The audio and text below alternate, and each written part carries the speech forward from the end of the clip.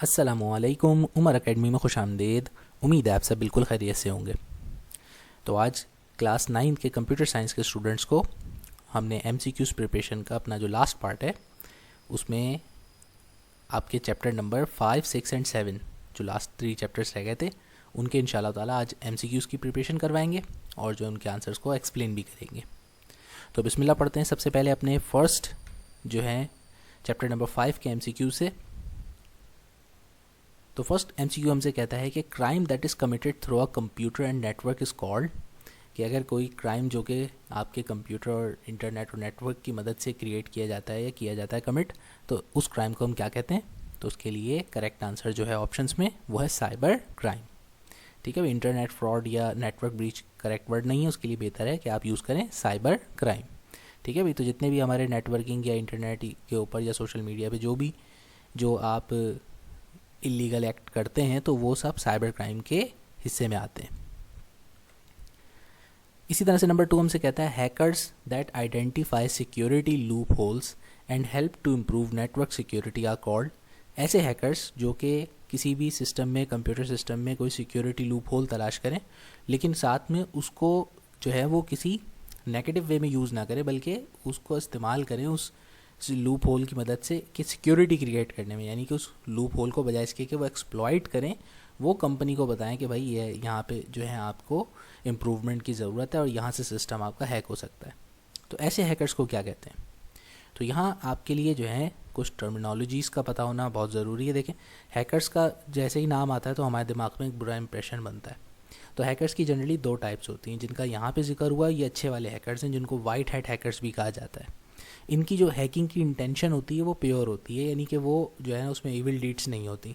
ये जो है स्पेशली हायर किए जाते हैं पेड एम्प्लॉयज़ के तौर पे, और इनका काम ही जो है किसी भी इदारे के जो है सिक्योरिटी सेटअप को या उसके जितने भी कंप्यूटर सिस्टम्स हैं उनको जो है ना चेक करना होता है कि इसमें कोई जो है ना हमारे ब्रीच के चांसेस तो नहीं है, इसका डाटा स्टील या थेफ्ट तो नहीं हो सकता, या किसी किस्म के हमारे ऊपर साइबर अटैक्स तो नहीं हो सकते। तो ये उस काम के लिए जो है इनको हायर किया जाता है। तो जो ये नेक काम करते हैं कि अपनी हैकिंग नॉलेज का इस्तेमाल करते हैं, क्योंकि जनरली हैकर जो होते हैं वो ऐसे सिक्योरिटी एक्सपर्ट्स को कहा जाता है जिसके पास एक डिटेल नॉलेज होती है कंप्यूटर नेटवर्किंग के बारे में और कंप्यूटर सिस्टम के हवाले से। ठीक है ना, तो वो अपनी इन नॉलेज का अब या तो पॉजिटिव इस्तेमाल कर सकता है जैसे वाइट हैट हैकर्स करते हैं, या अगर वो बुरा इस्तेमाल करता है लोगों को नुकसान पहुंचाने के लिए, किसी के सिस्टम को हैक कर लिया फिर बाद में उनसे रैंसम तलब कर रहे हैं। ठीक है ना, तो ये सारी चीज़ें जो होती हैं वो ब्लैक हैट हैकर्स की एक्टिविटीज़ होती हैं। तो ये जो ब्लैक हैट हैकर्स हुए ये साइबर क्रिमिनल्स के कैटेगरी में आते हैं कि ये लोग साइबर क्रिमिनल्स कहलाते हैं, जबकि वाइट हैट हैकर्स जो होते हैं ये गुड हैकर्स कहलाते हैं। अच्छा, यहाँ पे लास्ट वर्ड यूज़ हुआ है क्रैकर। ठीक है भाई, आपकी बुक में क्रैकर्स को भी डिफाइन किया गया है। Crackers generally black hat hackers ही की तरह होते हैं। उनका काम क्या होता है, किसी भी सिस्टम को उसकी सिक्योरिटी को ब्रीच करना। ठीक है ना, लेकिन ये भी वही कि जो है ना ब्लैक हैट हैकर्स की तरह इनकी इंटेंशंस भी प्योर नहीं होती। ठीक है ना, इसमें भी इविल डीड होती है, किसी को तंग करना या जो है ना खामखा ऐसे ही फ़न उड़ाने के लिए किसी का आप किसी की आईडी हैक कर लें। तो ये सारे काम भी क्रैकर्स और ब्लैक हैट हैकर्स ही अंजाम देते हैं। चले भाई, नंबर 3 हमसे कहता है dash is a method of trying to gather personal information using false emails and websites, कि वो तरीका जिसकी मदद से आप किसी की पर्सनल इन्फॉर्मेशन हासिल करने की कोशिश करें फॉल्स ईमेल्स या वेबसाइट्स की मदद से। ये वो आपका हमने जब ये चैप्टर एक्सप्लेन किया था तो आपको कहा था ये बिल्कुल जैसे आपके पास कॉल्स नहीं आती कि आपने मुबारक हो जीतो पाकिस्तान में आपने 5 तोले सोना जीत लिया, 10 तोले किलो के हिसाब से बांट रहे होते हैं ना कभी। तो बस वो आपसे कहते हैं बस हमें थोड़ी इन्फॉर्मेशन दे दें। तो ये सारे जो इस तरीके से जो इन्फॉर्मेशन किसी इंसान की गेन की जाती है उसको फिशिंग कहते हैं। नंबर 4 एमसीक्यूज हमसे कहता है a malicious software code intended to harm a computer system of a person is called.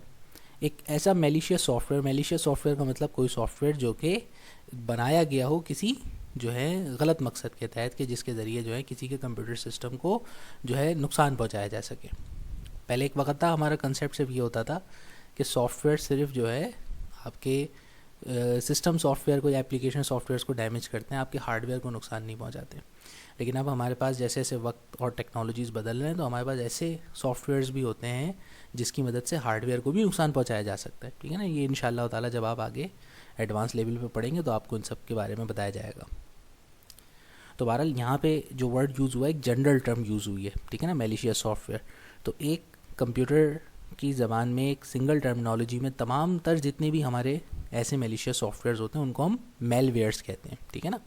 Viruses और वॉर्म एग्जाम्पल्स हैं, टाइप्स हैं या सब कैटेगरीज हैं मेलवेयर की, ठीक है। वायरस भी क्या करता है, सिस्टम में जो है ना आपके जो है अपने वायरस कोड इंसर्ट करके मुख्तलिफ तरीके से आपके सिस्टम को करप्ट कर सकता है, फाइल्स को डैमेज कर सकता है। और वॉर्म भी जो है वो इसी तरीके से यूज़ होता है अपनी कॉपीज़ बनाने के लिए।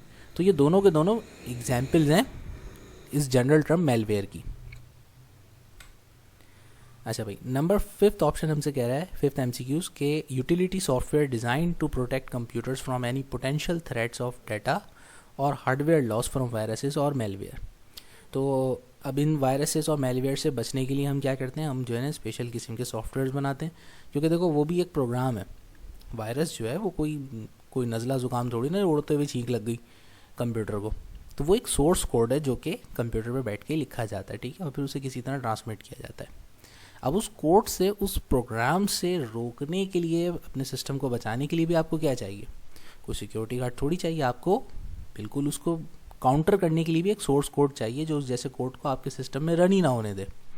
तो वो कहलाता है एंटीवायरस सॉफ्टवेयर। अच्छा भाई,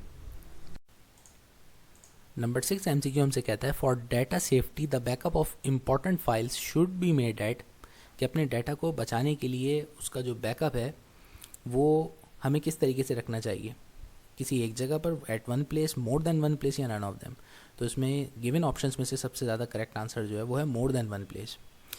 ये इसलिए क्योंकि जैसे आपका कोई सिस्टम है जिसके ऊपर डाटा मौजूद है, जिसका आपने बैकअप बनाना है, तो आप अगर उसी सिस्टम के अंदर ही उस बैकअप को सेव करेंगे तो ये तो बड़ी बेवकूफ़ी की बात हो जाएगी, क्योंकि अगर वो सिस्टम जो है कॉम्प्रोमाइज़ हो गया तो आपका जो ओरिजिनल डाटा है वो भी जाएगा, तो बैकअप भी जाएगा। तो बेहतर ये होता है कि या तो आप अपने बैकअप को किसी जो है अदर सेकेंडरी स्टोरेज मीडिया के ऊपर ट्रांसफ़र करके उसको सेफ़ एंड सिक्योर कर लें, ताकि वो किसी भी सिस्टम के ऊपर दोबारा से अपलोड करके आपका काम किया जा सके। तो बेस्ट आंसर जो है वो मोर देन वन प्लेस है। अब नंबर 7 MCQs हमसे कहता है, a system that only ensure the authentic user access to the computer system is called. एक ऐसा सेटअप, एक ऐसा निज़ाम जिससे आप सिर्फ किसी ऑथेंटिक यूज़र को ही कंप्यूटर सिस्टम में एक्सेस की इजाज़त देते हैं, तो उसे क्या कहते हैं। तो इसका करेक्ट आंसर जो होगा वो कहलाएगा ऑथेंटिकेशन मैकेनिज़्म, क्योंकि इस चीज़ को, इस सेटअप को ऑथेंटिकेशन चेक करने के ऑथेंटिकेशन मैकेनिज़्म कहते हैं। अच्छा, मोस्ट प्रोबेबल आंसर वैसे नेटवर्क सिक्योरिटी भी लग रहा था, लेकिन नेटवर्क सिक्योरिटी जो है वो एक बड़ी ब्रॉडर टर्म है। जैसे मेलवेयर एक बड़ी टर्म है, उसके अंदर वायरस, ट्रोजन हॉर्सेस, वॉर्म सब आ जाते हैं। इसी तरह नेटवर्क सिक्योरिटी एक ब्रॉडर टर्म है जिसके अंदर आपके नेटवर्क को प्रोटेक्ट करने के लिए जो जो मेजर्स लिए जाते हैं, ऑथेंटिकेशन चेक करना, फायरवॉल लगाना, ये सारे के सारे नेटवर्क सिक्योरिटी का हिस्सा होते हैं। तो यहाँ पर जो जैसा MCQs में पूछा था उसके एतबार से करेक्ट वर्डिंग जो है वो ऑथेंटिकेशन मैकेनिज़्म की होंगी। अच्छा भाई, अब नंबर 8 हमसे कहता है, principles and rules that guide behaviour with in the context of a profession. इसके आसान ज़बान में ये है कि किसी भी जगह काम करने के जो अदब और आदाब होते हैं ना किसी भी प्रोफेशन के, उनको क्या कहा जाता है, तो उसको हम कहते हैं प्रोफेशनल एथिक्स। तो प्रोफेशनल एथिक्स जो हैं वो कहलाती हैं पेशे की अखलाकियात आपकी ना, कि आप अपने पेशे के साथ फुल मुखलिस हों।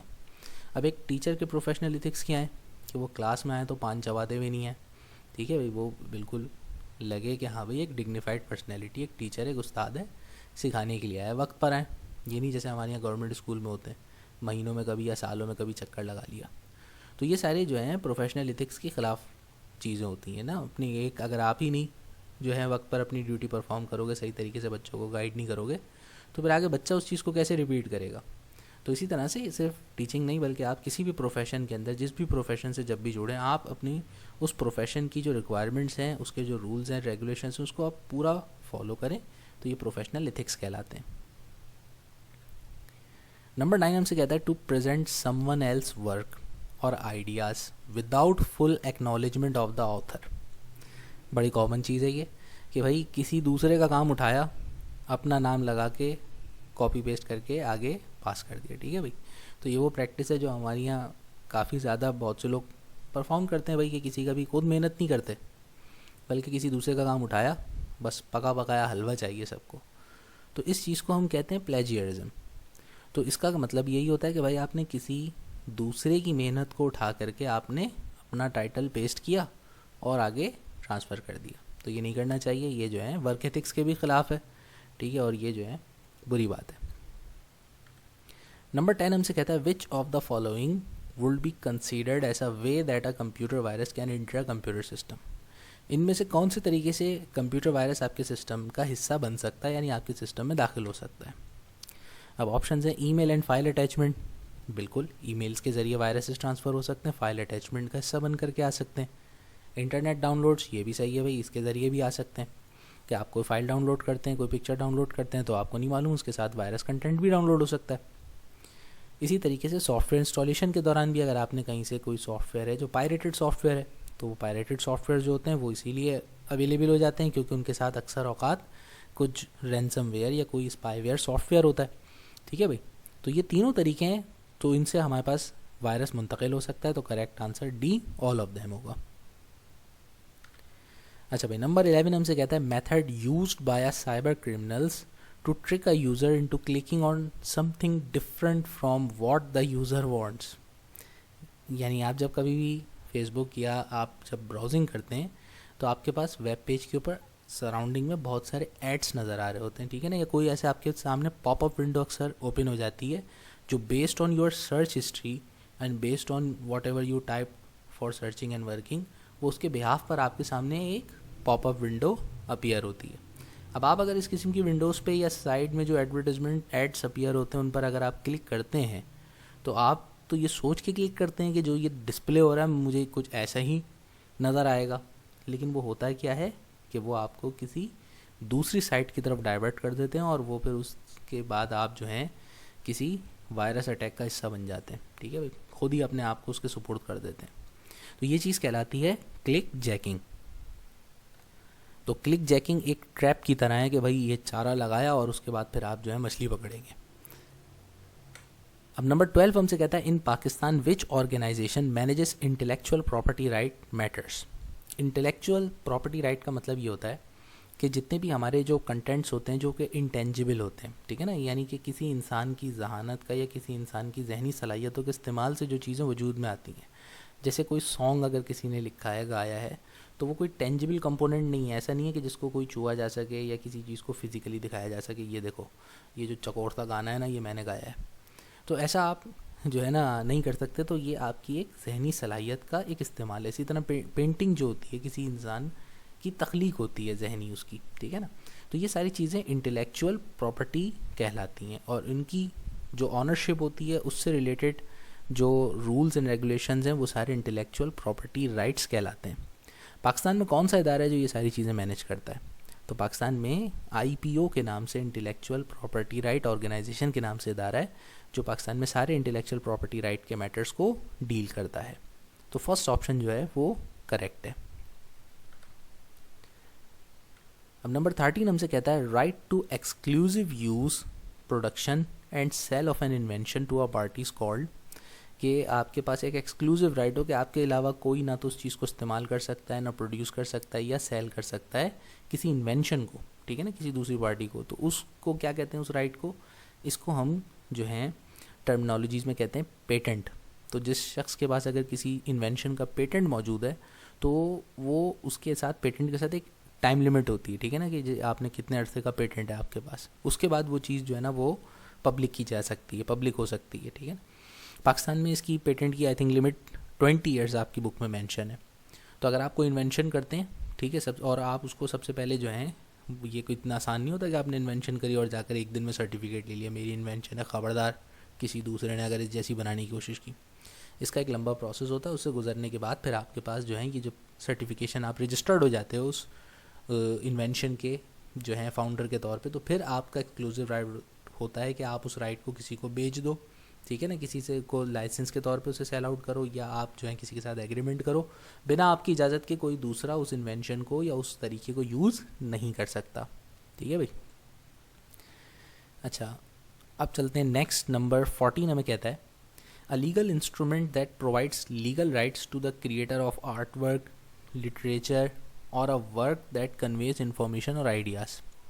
तो वो कौन सी एक लीगल चीज़ है जिससे हम प्रोटेक्शन देते हैं किसी आर्ट वर्क के या लिटरेचर के क्रिएटर को? तो उस के लिए जो है, जो उसका नाम होता है उसको हम कहते हैं कॉपीराइट। तो यूट्यूब वगैरह पे आपने काफ़ी सुना होगा ना कि एक दूसरे को भाई कॉपीराइट स्ट्राइक लग गई और वो मतलब चैनल भी बंद हो जाता है। तो उसमें ये होता है कि अगर आप किसी के कंटेंट्स को बिना इजाज़त के अगर आप यूज़ करते हैं तो ये चीज़ गलत बात है भाई। कोई भी जो क्रिएटिविटी है, किसी शख्स की जो मेहनत है, वो जो है वो उसका ऑनर है, और वो जब तक विलफुली या किसी पेड एग्रीमेंट के तहत आपको जो है उसकी इंडोर्समेंट या अथॉरिटी मुंतकिल नहीं करता, तो आप उसके कंटेंट को यूज़ नहीं कर सकते। ठीक है ना, ये कानूनी तौर पे जुर्म होता है और बाहर मुल्कों में तो इन पर बड़ी सख्ती से अमल होता है। तो आप ये सारी चीज़ें करके ना प्रॉब्लम में फंस सकते हैं। तो ये कॉपीराइट वायोलेशन कहलाएगी अगर आपने किसी के कंटेंट्स को या किसी की जो है चीज़ को बिना उसकी इजाज़त के यूज़ किया। भी नहीं है कि कोई आप लिटरेचर में यानी कि कोई थीसिस वगैरह आगे चल के जब आप करेंगे तो अगर किसी प्रोफेसर की किसी कोई रिसर्च को आप कोट कर रहे हैं तो आपको वहाँ मेंशन करना पड़ेगा और उससे इजाज़त लेनी पड़ेगी। अगर आप बिना उसके अपने कोई रिसर्च वर्क कर रहे हैं और इधर उधर से डाटा उठा करके आपने अपनी नाम से पब्लिश कर दिया ना, तो वो कॉपीराइट वायोलेशन कहलाती है। ओके भाई, नंबर 15 हमसे कहता है mark that identifies a product और service and distinguishes it from other products. कोई ऐसा निशान जो एक प्रोडक्ट को किसी दूसरी प्रोडक्ट से मुमताज़ करता है, यानी कि उसे डिफ्रेंशिएट करता है, तो उसको क्या कहते हैं भाई? उसे कहते हैं ट्रेडमार्क। जैसे बहुत सी कंपनीज़ के अपने लोगोज बने हुए होते हैं ना, तो आप अगर गाड़ी वगैरह बना रहे हैं या आप कुछ भी बना रहे हैं तो आप किसी दूसरी ऑलरेडी जो कंपनियां जो डिज़ाइन यूज़ कर रही हैं तो वो डिज़ाइन आप यूज़ नहीं कर सकते। ठीक है, अब अगर आप कोई नई कंपनी जो है ना शुरू करते हैं ताहिर मोटर्स के नाम से, अब ताहिर मोटर्स में टी आता है, टोयोटा में भी टी आता है, आपने टोयोटा जैसा डिज़ाइन उठा करके ताहिर मोटर्स को चिपका दिया, तो ये जो है फिर वही वाली बात होगी कि आपने जो है इंटेलेक्चुअल प्रॉपर्टी राइट्स की खिलाफ वर्जी की है, तो आप ये नहीं कर सकते। तो इसीलिए जो लोगोस बने हुए होते हैं या जो एक डिज़ाइन यूज़ हुआ हुआ होता है कंपनीज़ का, वो ट्रेडमार्क्स के तहत रजिस्टर्ड होता है, तो उस जैसा कोई और बंदा डिज़ाइन यूज़ नहीं कर सकता। अच्छा भाई, अब नंबर 16 कहता है इलीगल यूज़, कॉपिंग और distribution of a copyrighted software. कोई भी कॉपीराइटेड मटेरियल है जिसकी आपने बिना परमिशन, बिना पेमेंट इलीगल यूज़ किया, कॉपी किया और आगे भी डिस्ट्रीब्यूट किया कि लो फ्री का माल है, इंजॉय करो, तो ये सारी चीज़ें जो हैं ये क्या कहलाती हैं? ये सॉफ्टवेयर पायरेसी में आ जाएगा अगर आपने किसी सॉफ्टवेयर के साथ ऐसा किया तो। ठीक है भाई। ओके, नंबर 17 हमसे कह रहा है development of websites and online applications is called, कि जो जितनी भी ऑनलाइन वेबसाइट जो आपकी इंटरनेट के ऊपर जो एप्लीकेशंस होती हैं या जो आपकी वेबसाइट्स होती हैं, उन सब को बनाना, उन सब की डेवलपमेंट को क्या कहा जाता है? तो इसके लिए करेक्ट वर्ड है ऑप्शन नंबर्स, ये सी की जगह गलती से बाय मिस्टेक डी आ गया है, इसे कहते हैं वेब डेवलपमेंट। ठीक है भाई, तो ये वेब डेवलपमेंट वाला ऑप्शन बिल्कुल करेक्ट है। ओके, नंबर 18 हमसे कह रहा है a web based tool that enables the user to search for information on the internet. एक ऐसा वेब बेस्ड टूल जिसकी मदद से यूज़र सर्च करता है इन्फॉर्मेशन को इंटरनेट पे, तो उसे क्या कहते हैं? तो इन्फॉर्मेशन जब सर्च करने की बात आ रही है तो ये करेक्ट ऑप्शन होगा सर्च इंजन। ठीक है, वेब ब्राउज़र नहीं होगा, क्योंकि सर्च इंजन की मदद से आप जो है इन्फॉर्मेशन को सर्च करते हैं। जैसे गूगल, जैसे ही आप ब्राउज़र ओपन करते हैं, गूगल का ब्राउज़र भी और गूगल का सर्च इंजन भी, ठीक है ना, ये दोनों चीज़ें गूगल कंपनी की हैं। आप किसी भी कंपनी का ब्राउज़र ओपन करें, जैसे कि आप इंटरनेट एक्सप्लोरर यूज़ करें या फायरफॉक्स ओपन करें, उसमें भी आप गूगल सर्च इंजन को यूज़ कर सकते हैं। ठीक है भाई, तो जैसे फायरफॉक्स वाले हैं, उनका मोज़िला फायरफॉक्स वालों का अपना एक जो है ब्राउज़र है, आप उसमें गूगल का सर्च इंजन खोल करके आप इन्फॉर्मेशन सर्च कर रहे हैं, तो आप सर्च इंजन को यूज़ कर रहे हैं। ठीक है,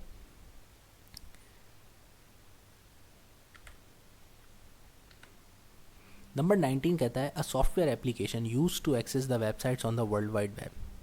तो भाई कौन सी एप्लीकेशन है जिसकी मदद से आप वेबसाइट्स को जो है एक्सेस कर सकते हैं, देख सकते हैं? तो भाई यहाँ पर सर्च इंजन नहीं होगा, एक एप्लीकेशन जो कि वेबसाइट को विजिट करने के लिए यूज़ होती है वो वेब ब्राउज़र। अब मज़े की बात, जैसे मैंने अभी बताया कि भाई सर्च इंजन के बगैर भी जो है आप पता है वेब ब्राउज़र यूज़ कर सकते हैं। यानी कि अगर कोई कंपनी वेब ब्राउज़र में सर्च इंजन इंटीग्रेट ना करे, अव्वल तो बड़ी बेवकूफ़ी होगी अगर ऐसा नहीं किया, लेकिन आप एक वेब ब्राउज़र को स्टैंड अलोन एप्लीकेशन के तौर पे यूज़ कर सकते हैं। फ़र्ज़ करें आपके पास वेब ब्राउज़र एक एप्लीकेशन इंस्टॉल्ड है, इंटरनेट भी नहीं है आपके पास, ठीक, और आप HTML कोडिंग करके कोई वेबसाइट बनाते हैं, कोई पेज बनाते हैं, तो आप उस पेज को जो आपने HTML कोडिंग बना करके अपने सिस्टम में रखा हुआ है, आप उसको वेब ब्राउज़र की मदद से ओपन करके व्यू कर सकते हैं।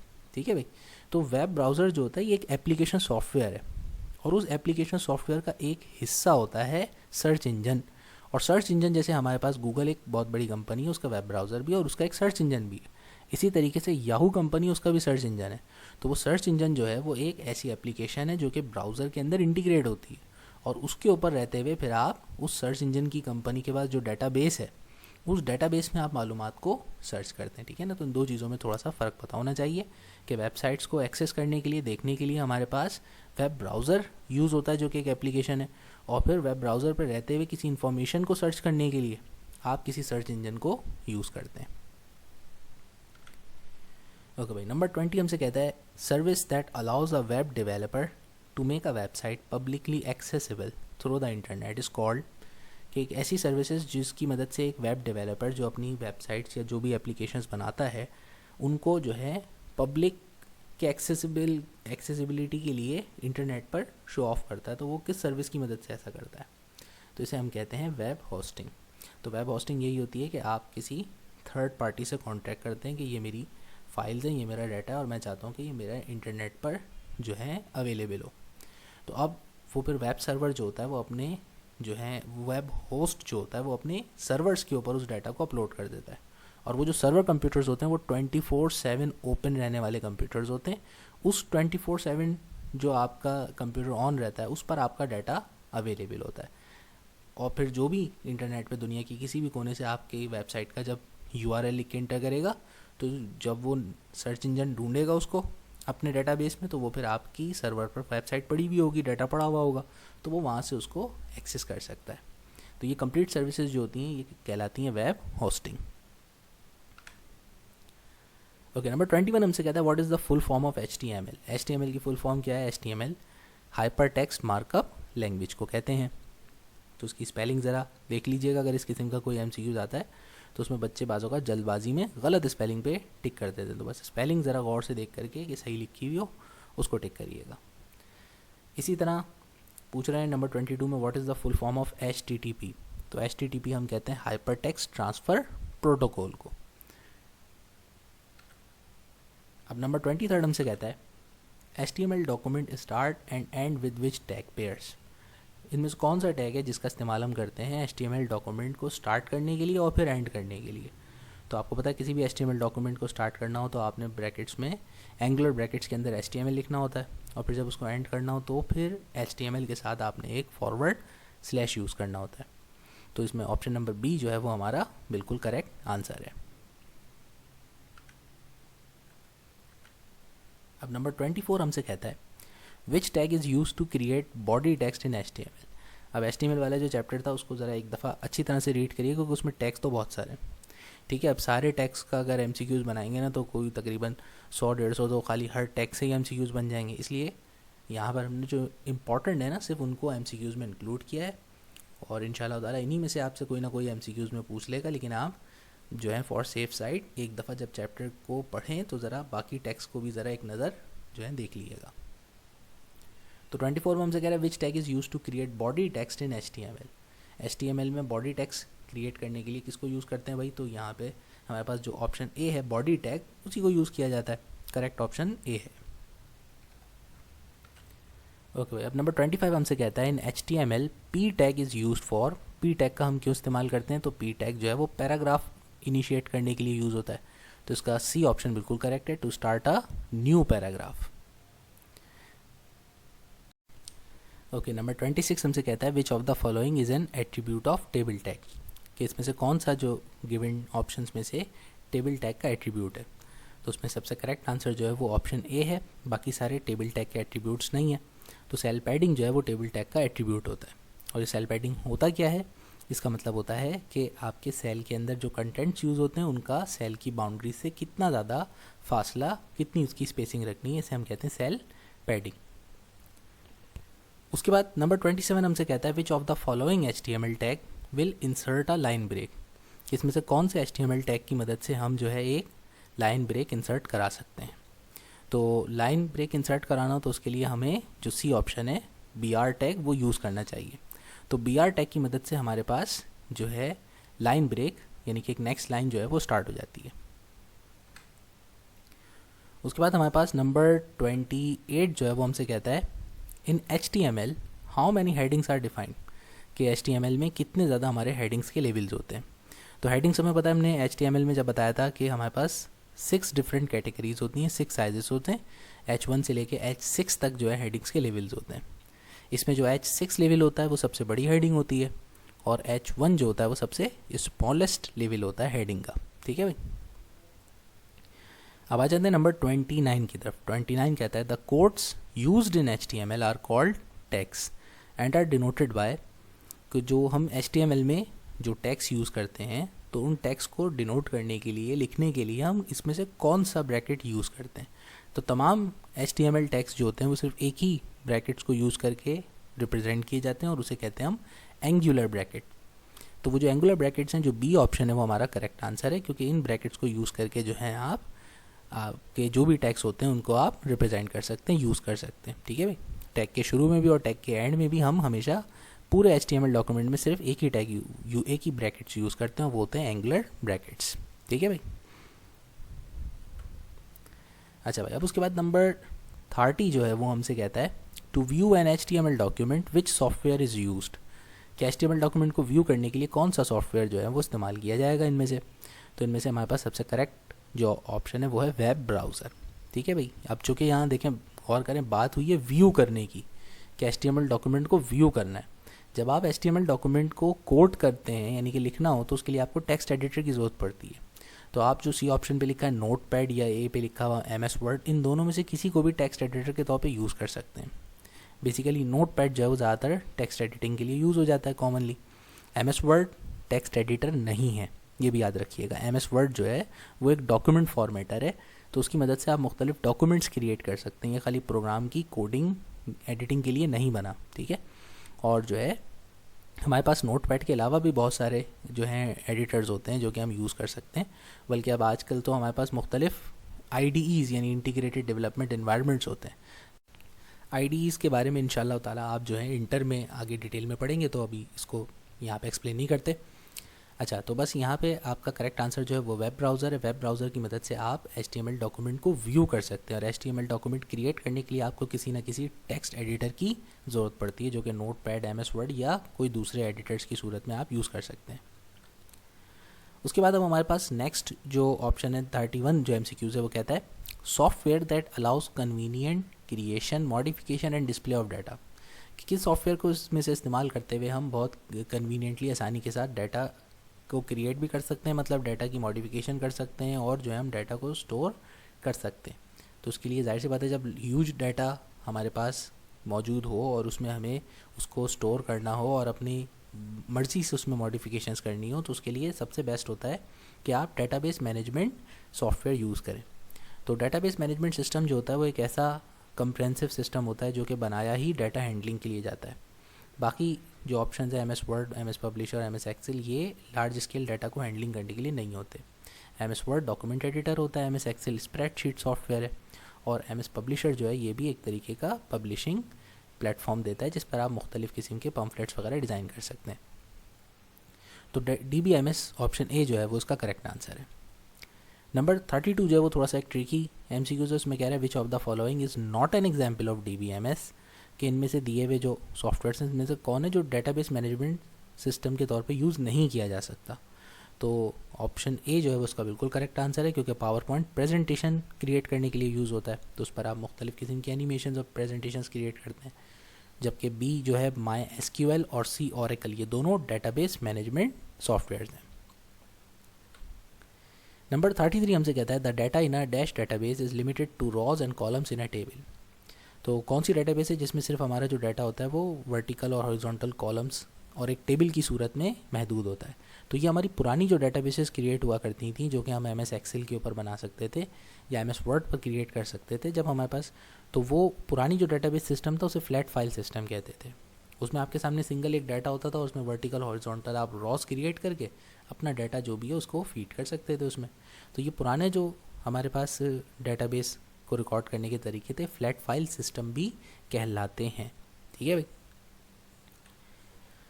नंबर 34 कहता है DBMS that includes the concept of entities, attributes, relationships and keys is called. अब ये आज के दौर की मौजूदा डेटाबेस की खुसूसियात हैं कि जितनी भी जो मॉडर्न डेटाबेसेस होती हैं उनके दरमियान मुख्तलिफ टेबल्स का कंसेप्ट होता है कि एक नहीं, आप उसमें अपनी कन्वीनियंट के हिसाब से अलग अलग मुख्तलिफ टेबल्स क्रिएट करते हैं। फिर हर टेबल्स के साथ मुख्तलिफ किस्म की आप रिलेशनशिप्स को यूज़ कर सकते हैं, एट्रीब्यूट्स को डिफ़ाइन कर सकते हैं। तो यहाँ पर आपके पास डाटा हैंडलिंग जो आज के मॉडर्न डेटाबेसेस हैं उसमें वो बहुत ज़्यादा एक एफिशिएंट हो जाती है। तो उस मॉडर्न डेटाबेसेस जो आज की हम यूज़ करते हैं उनको हम रिलेशनल डेटाबेसेस भी कहते हैं, यानी रिलेशनल डेटाबेस मॉडर्न डेटाबेसेस ही की एक टाइप है। बाकी फ्लैट फाइल डेटाबेस सिस्टम में ये सब नहीं होता और नॉन रिलेशनल डेटाबेसेस में भी नहीं होता। तो करेक्ट आंसर बी ऑप्शन है। नंबर 35 कहता है relationship that relates a record from one entity to only one record of another entity. एक ऐसा रिलेशनशिप, एक ऐसा डिफाइनिंग ताल्लुक जो जिसमें एक टेबल के एक रिकॉर्ड को आप किसी दूसरे टेबल के भी किसी एक ही रिकॉर्ड के साथ मैच कर रहे हो, उनका रिलेशनशिप क्रिएट कर रहे हो।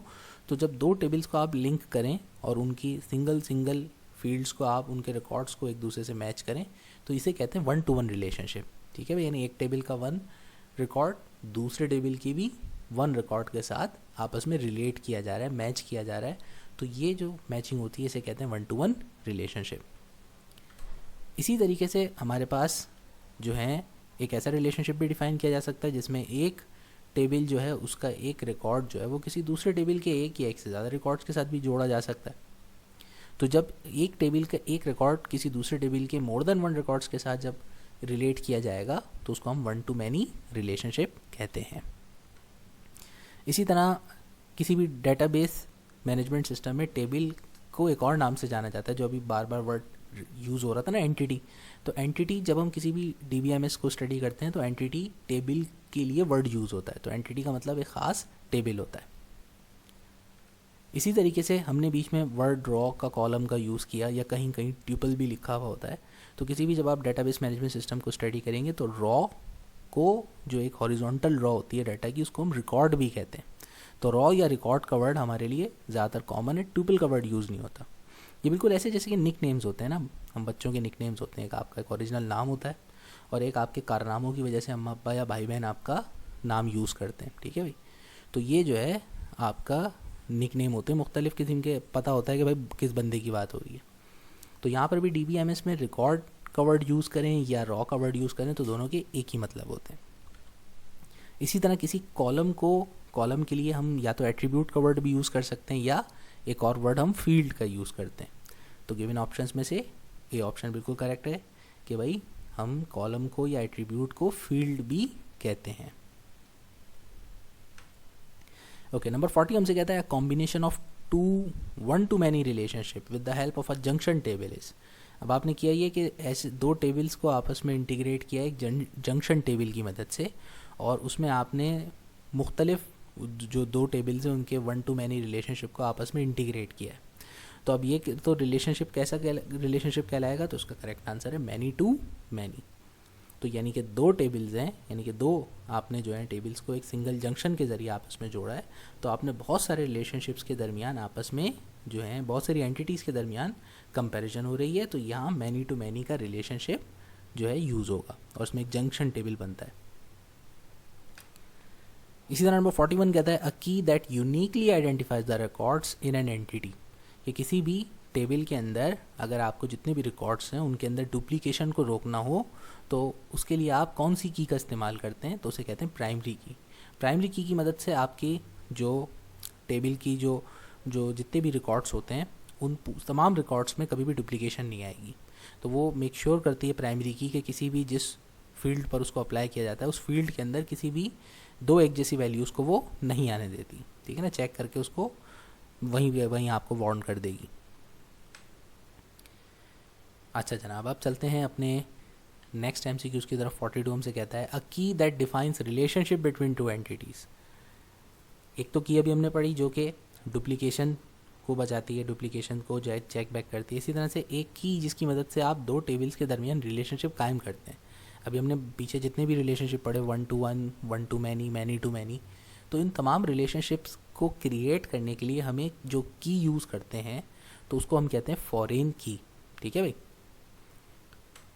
और यही दो कीज़ होती हैं हमारे पास डेटाबेस मैनेजमेंट में कि एक फॉरेन की होती है और एक हमारी प्राइमरी की कहलाती है। अब नेक्स्ट हमसे कह रहा है कि एंटिटी रिलेशनशिप मॉडल और entity relationship diagram displays the structure of a database. तो किसी भी डेटाबेस को जिस तरह हमने प्रोग्रामिंग में सीखा था कि प्रोग्राम जब बनाते हैं तो उस प्रोग्राम से पहले फ्लो चार्ट बनाते हैं जिसमें नज़र आ रहा होता है कि हमें करना क्या है। ठीक है, सबसे पहले ये ग्राफिकल डायग्राम होती है जो कि मुख्तलिफ कोड्स के फ्लो को शो कर रही होती है कि प्रोग्राम इन स्टेप से गुजर के इस तरह से ये काम करेगा। इसी तरह डेटाबेस जब बनाना होता है तो ये डेटाबेस ही नहीं कि आप कंप्यूटर खोला और शुरू हो गए, तो उसी वक्त डेटाबेस बनानी है, टेबल बनाने, इसकी पहले बैठ करके वर्किंग होती है कि आप डेटाबेस किस लेवल पे क्रिएट कर रहे हैं, उसके कितने जो हैं क्या एस्पेक्ट्स हैं और उसके फ्यूचर के एस्पेक्ट्स को देखते हुए अपने डाटा को किस तरह से यूज़ करना है आपने, ये सारी उसकी आप एक मॉडलिंग करते हैं, एक डायग्राम बनाते हैं। तो उस डायग्राम को एंटिटी रिलेशनशिप मॉडल या एंटिटी रिलेशनशिप डायग्राम कहा जाता है। और ये जो होती है ग्राफिकल प्रेजेंटेशन होती है किसी भी डेटाबेस स्ट्रक्चर की। ठीक है, तो बी ऑप्शन इसका करेक्ट आंसर है। ओके जनाब, अब लास्ट एमसीक्यूज आज का वो है the components of ERD includes के आपके ईआरडी जो एंटिटी रिलेशनशिप डायग्राम होती है उसके अंदर एंटिटीज़, एट्रीब्यूट्स और क्या शामिल होता है, तो उसमें करेक्ट आंसर है रिलेशनशिप। एंटिटीज़ यानी टेबल्स, फिर एट्रीब्यूट्स और फिर उन टेबल और एट्रीब्यूट्स के आपस में रिलेशनशिप को जो है वो मुख्तलिफ शो करती है। तो ये सारी चीज़ें जो हैं कंपोनेंट्स होते हैं एक ईआरडी डायग्राम के। सही है भाई, तो ये थे हमारे आज के जो हमारे रिमेनिंग लास्ट के 3 चैप्टर्स थे उनके एमसीक्यूज़ की थोड़ी सी प्रैक्टिस। ठीक है, इसके अलावा मैं पहले भी कह चुका हूँ कि भाई एक दफ़ा आप जो हैं जो हमने मॉडल पेपर के एमसीक्यूज़ सॉल्व किए हैं, जो बुक की एक्सरसाइज के एमसीक्यूज़ हैं, उनको ज़रूर गो थ्रू कर लीजिएगा। ठीक है भाई, तो इंशाल्लाह ताला आपके बहुत अच्छे मार्क्स आएंगे और मेरी दुआ है कि अल्लाह आप सबको जो है कामयाब करे और आप सबके बहुत अच्छे नंबर आएँ इंशाल्लाह, आमीन। Thank you.